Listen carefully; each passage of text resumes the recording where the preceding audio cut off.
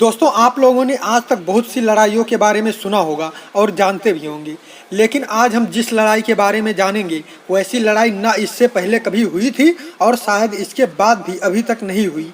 ये बात है यूरोप के वोल्गा नदी के किनारे मात्र 860 किलोमीटर स्क्वायर क्षेत्र में फैले हुए शहर स्टालिनग्राड की, जिस लड़ाई में एक अनुमान के मुताबिक 8 लाख लोगों ने अपनी जान गंवाई थी। आइए इसे विस्तार से समझते हैं। इससे पहले आप वीडियो को लाइक कर दें और अगर अभी तक आपने मेरे यूट्यूब चैनल को सब्सक्राइब नहीं किया है तो प्लीज़ सब्सक्राइब करके बेल आइकन जरूर प्रेस करें, जिससे ऐसे ही नॉलेजफुल वीडियो आप तक पहुंचती रहे। समय था द्वितीय विश्व युद्ध का। हिटलर के नेतृत्व में जर्मनी की सेना एक के बाद एक देशों को रौंदते हुए आगे बढ़ रही थी और ऐसा प्रतीत हो रहा था कि हिटलर नेतृत्व द्वितीय विश्व युद्ध जीत जाएगा। 1 महीने में पोलैंड और 2 महीने में नॉर्वे पर कब्जा कर लिया गया था। अब हिटलर की निगाहें यूएसएसआर पर जा टिकी, जिसमें प्रमुख था नंबर 1 लेनिनग्राड, नंबर 2 मॉस्को और तीसरा यूएसएसआर का दक्षिणी हिस्सा, जो खनिज और निर्माण कार्य के हिसाब से बेहद ही महत्वपूर्ण था। और इसी दक्षिणी हिस्से में स्थित एक शहर स्टालिनग्राड, जहां पर हवाई जहाज, युद्धक टैंक आदि के निर्माण कार्य बड़े पैमाने पर किए जाते थे। विश्व के इतिहास में हुए युद्धों पर अगर हम एक नज़र डालेंगे तो हमें सबसे क्रूर युद्ध द्वितीय विश्व युद्ध ही मिलेगा। इस विश्व युद्ध में दुश्मन देशों की आर्मी के साथ साथ आम नागरिकों को भी निशाना बनाया गया, जिसमें किसान भी शामिल थे। इससे पूर्व और इसके बाद आज तक किसी भी युद्ध में आम नागरिकों को निशाना नहीं बनाया गया था।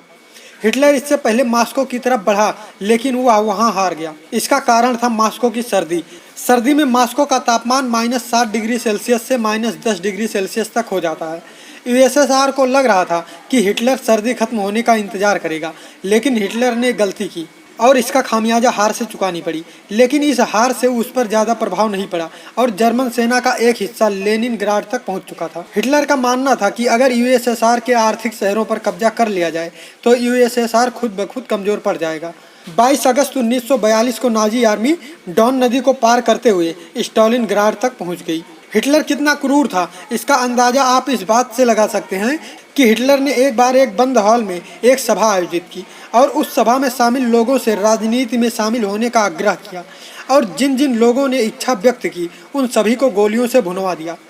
हिटलर का मानना था कि हमारा कोई विरोधी नहीं होना चाहिए जिससे हम राज कर सकें। स्टालिनग्राड की लड़ाई शुरू होती है। इस लड़ाई के प्रारंभ में जर्मन सेना में 2 लाख सैनिक, 2000 से ज़्यादा युद्धक टैंक और लगभग इतने ही लड़ाकू विमान तथा 26,000 तोपें शामिल की गई थी। जर्मन की सेना ने स्टालिनग्राड शहर पर इतने गोले बरसाए जितने कि उन्होंने पूरे ब्रिटेन के युद्ध में भी नहीं बरसाए थे।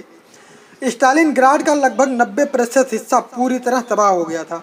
उस समय स्टालिनग्राड से आवश्यक संसाधनों को निकालने का आदेश दिया गया, लेकिन आम लोगों को वहां से नहीं निकाला गया।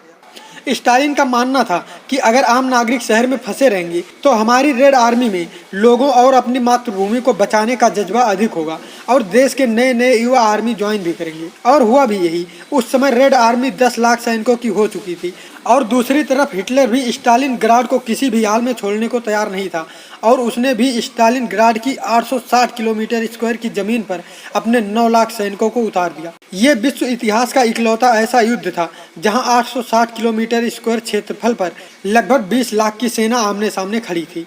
30 सितंबर 1942 को हिटलर अपने भाषण में साफ कर देता है कि वो किसी भी कीमत पर पीछे हटने वाला नहीं है। इससे अब रेड आर्मी ने अपनी गतिविधियां तेज कर दी थी और उसके सहयोगी देश लगातार मदद कर रहे थे।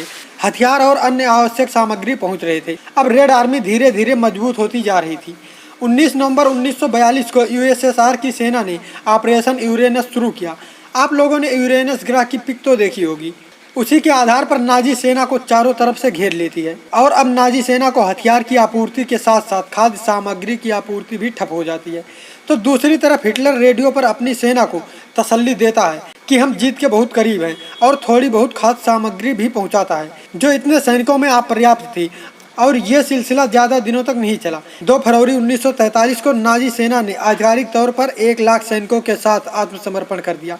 युद्ध के बाद सोवियत संघ ने स्टालिनग्राड और उसके आसपास के क्षेत्रों से लगभग 2.5 लाख लाशें बरामद की थी। एक अनुमान के मुताबिक इस युद्ध में कुल 8 लाख जानें गई थी और लगभग 20 लाख लोग इससे प्रभावित हुए थे। मरने वालों में लगभग 50,000 आम व्यक्ति थे। युद्ध कोई भी हो, एक मूर्खतापूर्ण निर्णय के सिवा कुछ भी नहीं होता, जो कभी कभी खुद का होता है तो कभी कभी जबरदस्ती थोप दिया जाता है। हर युद्ध अपने पीछे ऐसी तबाही छोड़ जाती है जो लाखों करोड़ों लोगों को दशकों तक पल पल तड़पाती रहती है, कभी भूखमरी तो कभी बेरोजगारी के रूप में। इसका अनुमान आप इस बात से लगा सकते हैं कि आज की सामान्य परिस्थितियों में भी विश्व भर में लगभग 90 करोड़ लोग गंभीर भूखमरी की समस्या से जूझ रहे हैं। स्टालिनग्राड को मातृभूमि की रक्षा के लिए 1945 में आधिकारिक तौर पर यूएसएसआर का हीरो सिटी घोषित कर दिया गया और 1959 में एक विशाल स्मारक परिसर का निर्माण शुरू हुआ जो स्टालिनग्राड के युद्ध में शहीद हुए नायकों को समर्पित है। इसका निर्माण कार्य 1968 में पूरा हुआ। इसका केंद्र बिंदु है द मदरलैंड कॉल्स। इसमें एक पंख वाली महिला की 172 फुट ऊंची मूर्ति, जिसके हाथ में एक तलवार है। तलवार की नोक हवा में 280 फुट ऊंचाई तक जाती है। आपको जानकारी अच्छी लगी हो तो प्लीज़ आप वीडियो को लाइक कर दें और अगर अभी तक आपने मेरे यूट्यूब चैनल को सब्सक्राइब नहीं किया है तो प्लीज़ सब्सक्राइब करके बेल आइकन जरूर प्रेस करें। जय हिंद।